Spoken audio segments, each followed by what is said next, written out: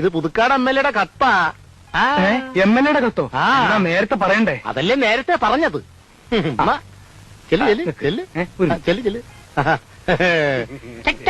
നീ ചിരിക്കണ്ട, നീ ചിരിക്കാറാകുമ്പോ ഞാൻ പറയാൻ കേട്ടോ. അല്ലേ മുതലാളി, ഒരു MLA കണ്ടക്ടർ ജോലിക്കോ? MLA കത്ത്. ഇപ്പൊ എങ്ങനെ ഇരിക്കുന്നു?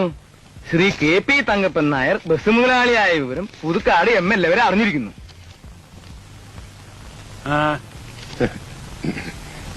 അല്ല, വിളിക്ക. ഇത്രയും സത്യസന്ധനായ ഒരാളെ കണ്ടക്ടർ ജോലിക്ക് കിട്ടുകയില്ലെന്നാണ് MLA എഴുതിയിരിക്കുന്നത്. MLA പറഞ്ഞ ആളല്ലേ, സത്യസന്ധതയൊക്കെ കണക്ക് തന്നെ ആയിരിക്കും. നമസ്കാരം. രാഘവൻ. അതെ. മുൻകാല പരിചയം എന്ന് വെച്ചാൽ മുൻപ് എവിടെ ജോലി ചെയ്തിരുന്നു എന്ന് ചോദ്യം. ഞാൻ KSRTCയിലായിരുന്നു. എന്നിട്ട് എന്നെ അവിടുന്ന് പിരിച്ചുവിട്ടു. പിരിച്ചുവിട്ടോ? അതെ. എന്തിന്? തൊഴിലിനോട് കൂറ് കാണിച്ചതിന്. എന്ന് വെച്ചാൽ വ്യക്തമായി പറഞ്ഞാലേ മുതലാളിക്ക് മനസ്സിലാവൂ. എന്നുവെച്ചാൽ ചുരുക്കി പറയാം, ട്രാൻസ്പോർട്ട് മന്ത്രി ഒരു ദിവസം പരിശോധനയ്ക്കാണെന്നും പറഞ്ഞ് വണ്ടി കയറി. അയാളുടെ കയ്യിൽ ടിക്കറ്റോ പാസോ ഉണ്ടായിരുന്നില്ല. തിരുവനന്തപുരത്ത് നിന്നും പുറപ്പെട്ട വണ്ടി പട്ടത്തെത്തിയപ്പോ ഞാൻ മന്ത്രി ഇറക്കി വിട്ടു. പക്ഷേ ഇതേ വണ്ടി എറണാകുളത്തെത്തിയപ്പോ ഡിസ്മിസൽ ഓർഡർ തന്ന് ഡിപ്പാർട്ട്മെന്റ് എന്നെ ഇറക്കി വിട്ടു.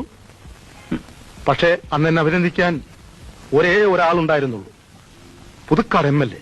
ആ ബന്ധമാണ് ഈ കത്ത്. കാര്യമൊക്കെ കൊള്ളാം.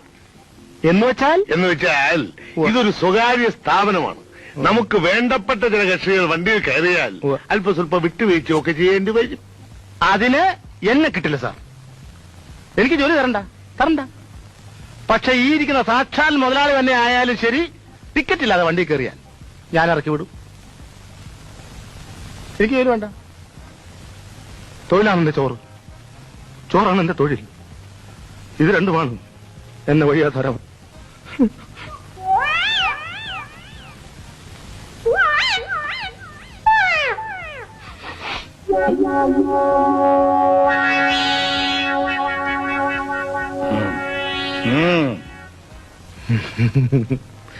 ഈശ്വരാധീനം.